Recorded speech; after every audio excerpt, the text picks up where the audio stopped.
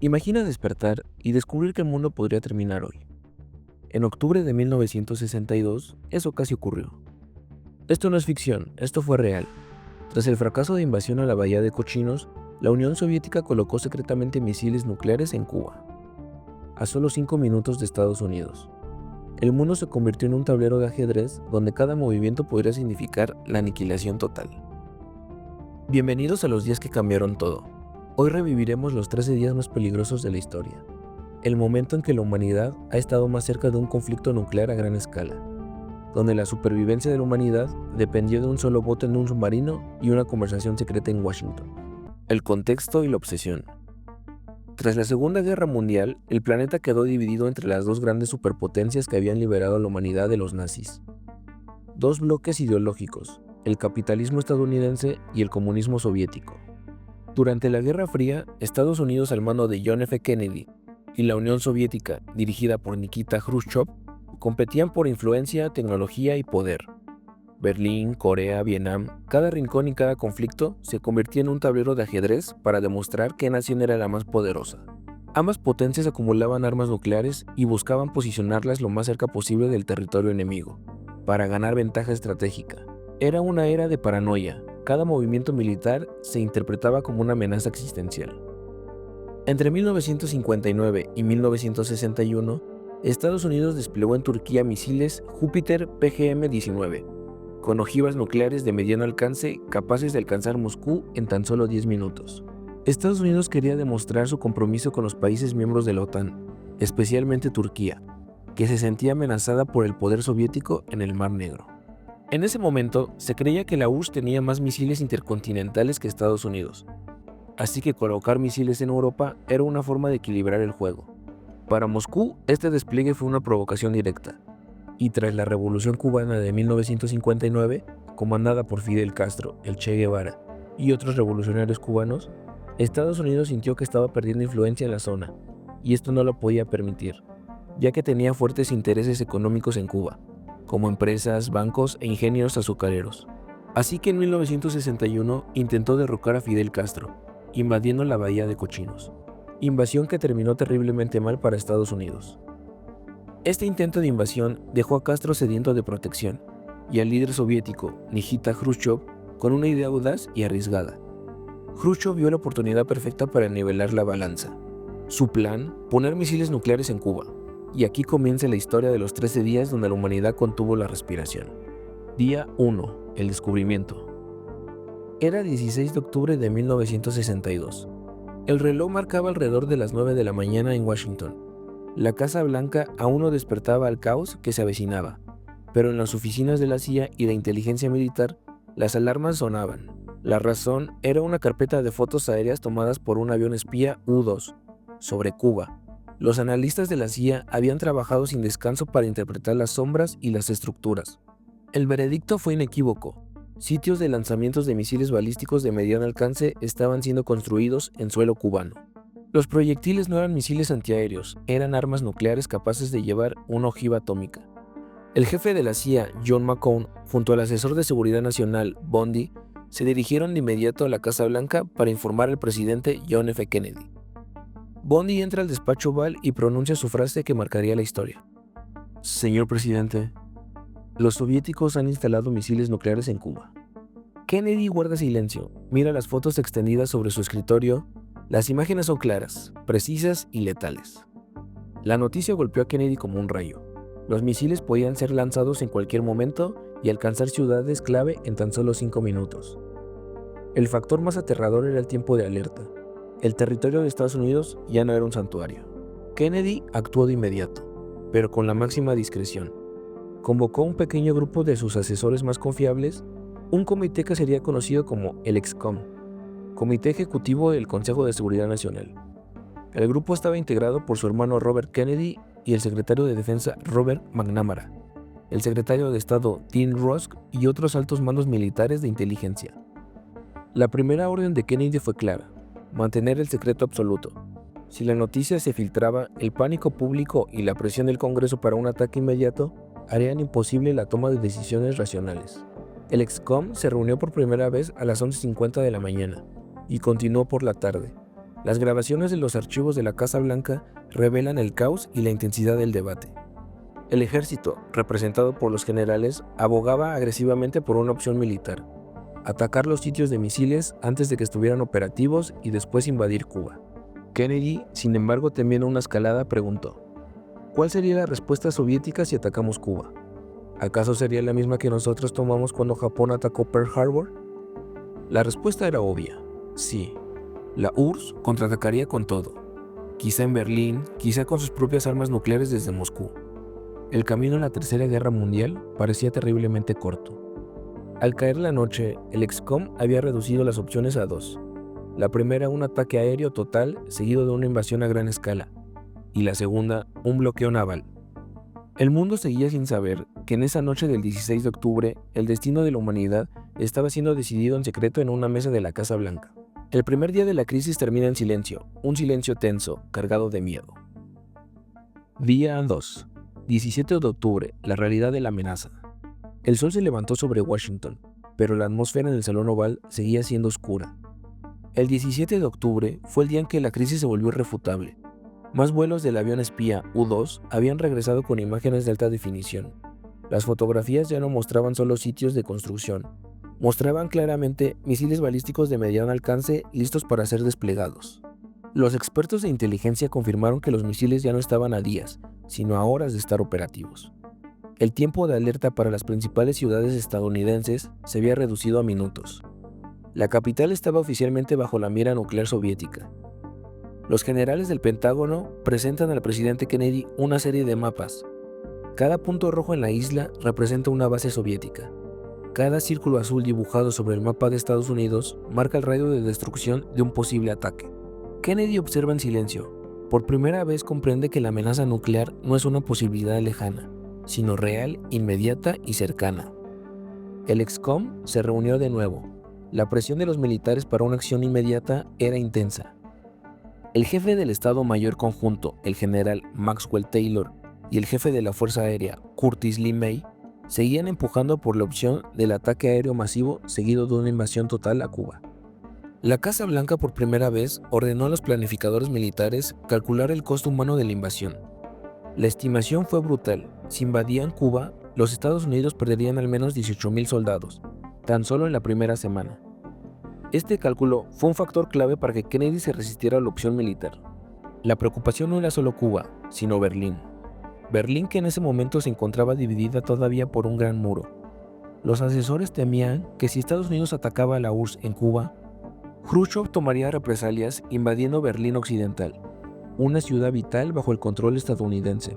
Esa tarde, la inteligencia estadounidense detectó algo más. Barcos soviéticos navegando hacia Cuba, algunos cargados con piezas que podrían ser parte de misiles balísticos adicionales. El tiempo corre, y la Casa Blanca empieza a comprender que cada hora que pasa, esos misiles están más cerca de ser operativos. Al caer la tarde, Robert Kennedy, hermano y asesor de confianza del presidente, argumentó en contra del ataque sorpresa. Recordó a los representantes el ataque japonés a Pearl Harbor y la deshonra de un ataque furtivo. Si atacamos, dijo, perderemos la autoridad moral. La alternativa del bloqueo naval ganó fuerza. La idea era declarar una cuarentena alrededor de Cuba, que permitiría a Estados Unidos detener e inspeccionar cualquier barco con armamento ofensivo con destino a la isla. Era un acto de fuerza que permitía a Khrushchev una vía de escape antes de que se escalara a un conflicto armado. El desafío era enorme. ¿Podría Kennedy convencer al mundo que esto no era un acto de guerra? Y lo más importante, ¿se atrevería Khrushchev a desafiar el bloque, sabiendo que el siguiente paso sería un inicio de la guerra nuclear? La decisión final de Kennedy estaba cada vez más cerca. Esa noche, el presidente regresa a su habitación cansado, pero decidido. Mira por la ventana de la Casa Blanca y ve un cielo tranquilo, un contraste engañoso, porque mientras Washington duerme, Cuba se convierte en el punto más peligroso del planeta. Día 3. La diplomacia y la decisión. El tercer día de la crisis, el 18 de octubre, comenzó con la confirmación de que los misiles soviéticos eran de hecho misiles R-12 de alcance medio. Con un alcance de más de 2,000 kilómetros, podían impactar cualquier ciudad importante de Estados Unidos, desde Washington hasta Dallas. La ventana para una respuesta no militar se cerraba rápidamente. En el ex-com, la presión de los militares por un ataque de cirugía precisa a los sitios de misiles era casi unánime. Sin embargo, Kennedy, apoyado por su hermano Robert, se mantuvo firme en su resistencia. Robert Kennedy argumentó: un ataque sorpresa contra Cuba dañaría irreversiblemente la moral y la posición de Estados Unidos. La decisión se cimentó. La respuesta inicial sería la cuarentena naval. Esto le daría a Khrushchev la oportunidad de retirarse antes de que las balas volaran. Mientras la Casa Blanca preparaba el anuncio del bloqueo, Kennedy tomó un paso diplomático crucial para mantener el engaño. Recibió en la Casa Blanca al ministro de Asuntos Exteriores soviético, Andrei Gromyko. La misión de Kennedy era escuchar, simular tranquilidad y no dar ninguna pista de que él ya conocía la existencia de los misiles.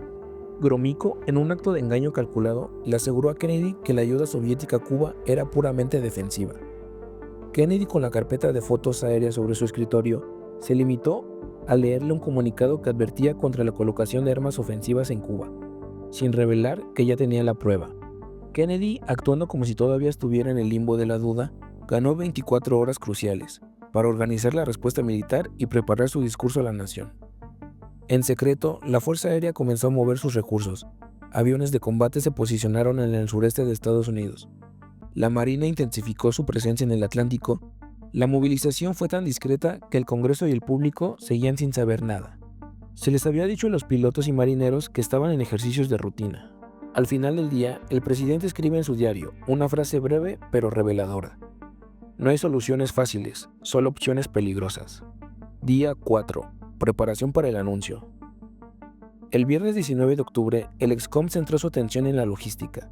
El secreto seguía siendo la prioridad, pero la escala de la operación requería una movilización masiva.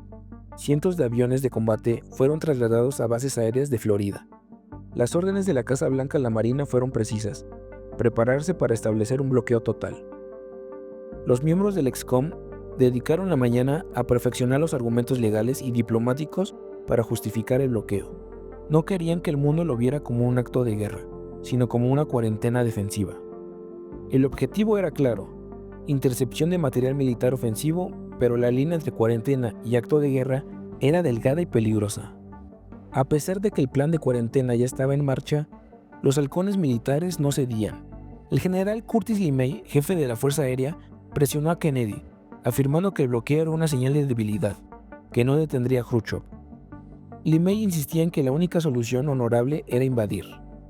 Kennedy se mantuvo firme, temiendo que una invasión condujera a la Tercera Guerra Mundial. Ese mediodía, Kennedy escribió su discurso para la nación, aunque la fecha de emisión seguía siendo incierta. En el guión, la palabra clave era que la firmeza de Estados Unidos no permitiría que la amenaza nuclear permaneciera a sus puertas. La decisión final, sin embargo, se pospuso un día más, para asegurar que todas las fuerzas estuvieran en posición. La tensión era tan alta que en un momento Kennedy se retiró con su hermano Robert. En esas conversaciones privadas, Robert Kennedy admitió que no sabía si la cuarentena funcionaría y que estaban en camino de la aniquilación. La duda era abrumadora. El anuncio al público estaba ahora fijado para el lunes por la noche. Día 5. Preparación final y la duda. El sábado 20 de octubre, el ex-com dedicó la mañana a revisar los planes militares para un ataque aéreo y una invasión terrestre a Cuba. Aunque Kennedy había optado por el bloqueo, sentía la obligación de tener un plan de guerra perfectamente detallado en caso que la diplomacia fallara. El ejército presentó un plan masivo, más de 180,000 tropas listas para invadir. Se calculaba que los ataques aéreos tendrían que ser repetitivos y constantes para eliminar toda la amenaza nuclear. La presión de los militares para elegir el ataque preventivo era constante. El general Curtis LeMay argumentó que el bloqueo simplemente daría a los soviéticos más tiempo para camuflar los misiles, complicando aún más el futuro ataque. Kennedy, por su parte, se aferraba a la esperanza de que la demostración de fuerza bastara para que Khrushchev cediera.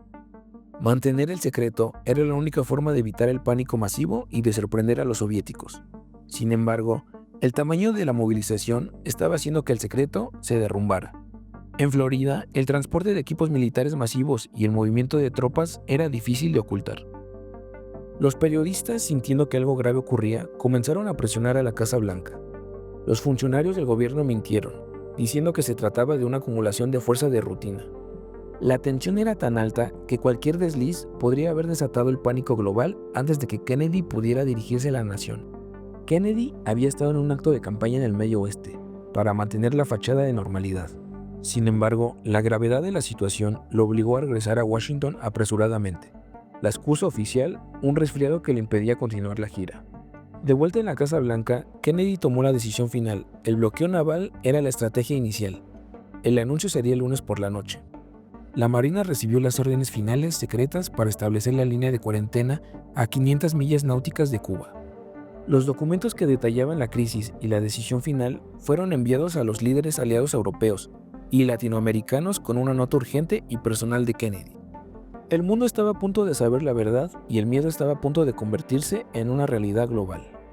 Día 6. El aviso a los aliados y el conteo regresivo. El domingo 21 de octubre fue un día de descanso solo de nombre. Kennedy y el ex-com pasaron la mañana finalizando los detalles diplomáticos más delicados. Era crucial conseguir el apoyo de los aliados de Estados Unidos antes de hacer el anuncio. El secretario de Estado, Dean Rusk, y otros enviados fueron discretamente a informar a los embajadores de Reino Unido, Francia y Alemania Occidental. La reacción fue de profundo shock e incredulidad. El primer ministro británico, Harold Macmillan, fue uno de los primeros en apoyar la medida, entendiendo el riesgo de la amenaza nuclear soviética afectaba a todo el bloque occidental. El mensaje de Kennedy era claro: no podemos negociar esto en secreto. El mundo debe saber la verdad para que el compromiso sea creíble. El equipo de Kennedy trabajó en el texto final del discurso que se transmitiría al mundo el lunes por la noche. Cada palabra fue medida con precisión. El desafío era enorme, ser firme y contundente para mostrar determinación ante Khrushchev, pero lo suficientemente contenido para no asustar a la población ni provocar una reacción nuclear inmediata. Kennedy decidió usar la palabra cuarentena en lugar de bloqueo, para reducir la intensidad legal, ya que un bloqueo es un acto de guerra, según el derecho internacional. Insistió en la necesidad de apelar a la Organización de Estados Americanos, la OEA, para obtener respaldo continental legítimo a la acción. Ese domingo, Kennedy se acostó sabiendo que al amanecer, el secreto se determinaría y comenzaría la peligrosa partida de ajedrez con el destino del planeta como premio. Día 7. El anuncio al mundo. El lunes 22 de octubre de 1962, a las 7 de la noche, el presidente de los Estados Unidos se dirige al mundo. El planeta entero está a punto de enterarse de lo que ocurre realmente en Cuba. Desde su escritorio en la Casa Blanca, Kennedy mira directo a la cámara y comienza. Esta tarde se han confirmado pruebas concluyentes de que la Unión Soviética ha instalado en la isla de Cuba misiles ofensivos capaces de lanzar armas nucleares. En cuestión de segundos, el mundo entero comprende la magnitud de la amenaza. Los hogares se llenan de miedo, las familias bajan a los sótanos, los supermercados se vacían y millones de personas esperan lo peor. En Moscú, Nikita Khrushchev escucha el discurso con furia. Niega las acusaciones y asegura que las armas en Cuba son solo defensivas. Pero Kennedy ya ha trazado su línea. Anuncia un bloqueo naval al que llama cuarentena y advierte que cualquier lanzamiento desde Cuba será considerado un ataque directo de la URSS contra Estados Unidos. Las bases militares en todo el país entran en alerta máxima. Los submarinos nucleares se preparan. Los bombarderos B-52 permanecen en el aire las 24 horas. El mundo entero está en vilo. Mientras tanto, en La Habana, Fidel Castro moviliza sus tropas. Las calles se llenan de soldados, tanques y defensas antiaéreas. Cuba se prepara para una invasión que parece inevitable. Y en Moscú, Khrushchev convoca una reunión de emergencia con su gabinete. Su decisión: no retroceder. Esa noche Kennedy permanece despierto. Camina por los pasillos de la Casa Blanca en silencio, acompañado solo por el sonido de los relojes. Sabe que si los soviéticos no ceden, en pocos días podría estallar la Tercera Guerra Mundial. Día 8. La reacción soviética y la respuesta de la ONU. El martes 23 de octubre, la respuesta de Moscú al discurso de Kennedy llegó. Nikita Khrushchev reaccionó con furia helada. Negó públicamente la existencia de misiles ofensivos y condenó el bloqueo naval de Estados Unidos, calificándolo como un acto de agresión que violaba el derecho internacional. En un mensaje directo a Kennedy, Khrushchev advirtió que los capitanes de los barcos soviéticos tenían órdenes de ignorar el bloqueo y no detenerse. Declaró que si Estados Unidos atacaba o detenía sus barcos, la URSS tomaría medidas de represalia. La retórica de ambos lados subió la temperatura hasta el punto de ebullición, mientras los buques soviéticos seguían navegando hacia la línea de cuarentena. El debate se trasladó a las Naciones Unidas. El embajador de Estados Unidos ante la ONU, Adlai Stevenson, protagonizó uno de los momentos más memorables de la crisis. El embajador soviético, Valerian Zorin, negó rotundamente la presencia de misiles. En eso Stevenson, con voz firme, confrontó a Zorin. Señor Zorin, ¿niega que los misiles estén en Cuba? ¿Sí o no? No espere la traducción, responda sí o no. Zorin evadió la pregunta. Stevenson entonces presentó las fotografías de la CIA como prueba irrefutable, exponiendo la mentira soviética ante el mundo. La evidencia era clara y la posición diplomática de la URSS se desmoronó. Mientras la retórica diplomática alcanzaba su punto más alto, la Marina estadounidense finalizaba los preparativos para detener el primer buque. Buques de guerra estadounidenses ya estaban en posición, listos para hacer valer la cuarentena. Los aviones militares de Estados Unidos volaban en círculos sobre las bases de misiles cubanas, hostigando a los soviéticos. Esa noche el fiscal general Robert Kennedy describió la situación al ExComm como una pelea de puños. Ambos lados se habían golpeado y ahora ambos estaban esperando ver quién pestañeaba primero. El destino de la crisis dependía ahora de los capitanes de los barcos soviéticos, que se acercaban a la línea de bloqueo. El mundo esperaba el choque. Día 9. El choque inminente y el punto de no retorno. El mundo amaneció conteniendo la respiración. La línea de cuarentena, establecida a 500 millas de Cuba, estaba a punto de ser violada. Más de 20 buques de la Armada Soviética se dirigían directamente hacia el bloqueo con sus cargamentos desconocidos. En el ExComm, la tensión era palpable.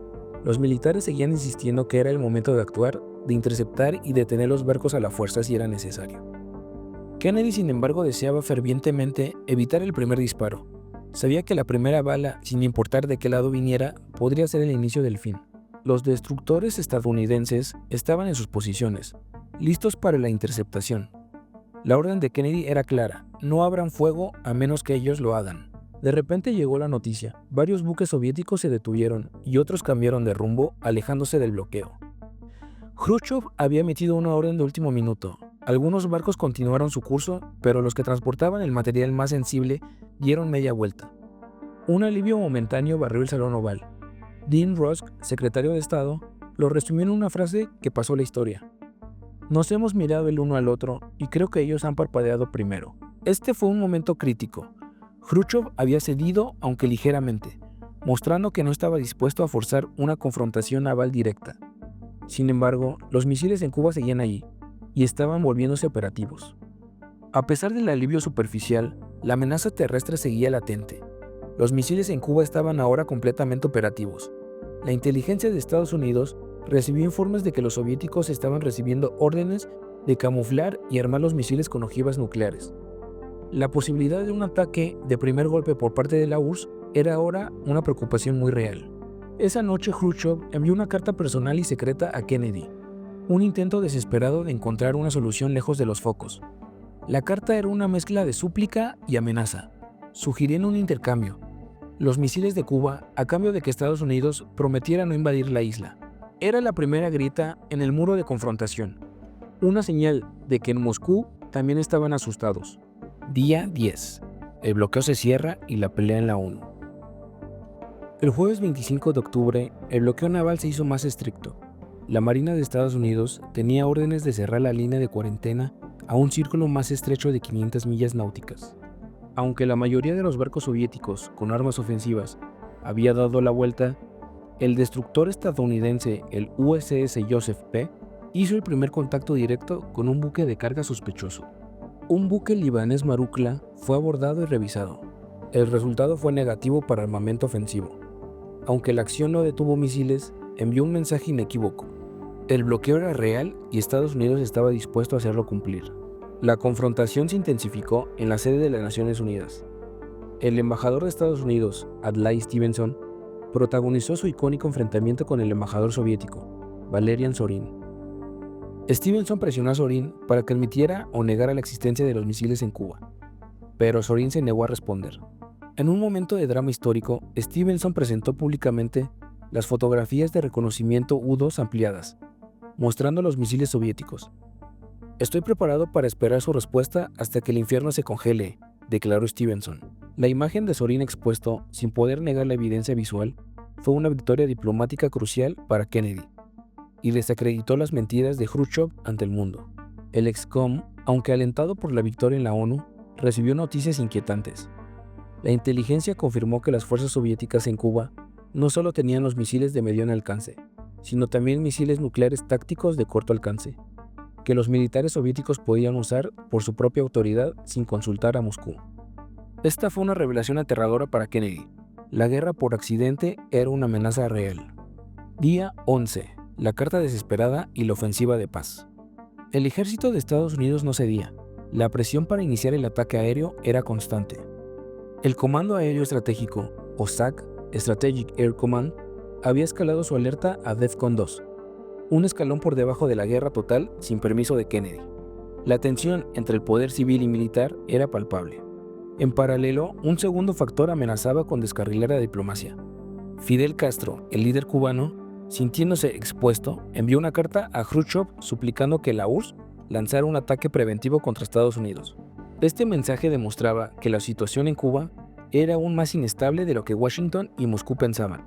Justo cuando el ExComm se preparaba para responder positivamente a la primera carta de Khrushchev, un segundo mensaje soviético transmitido por radio llegó a Washington.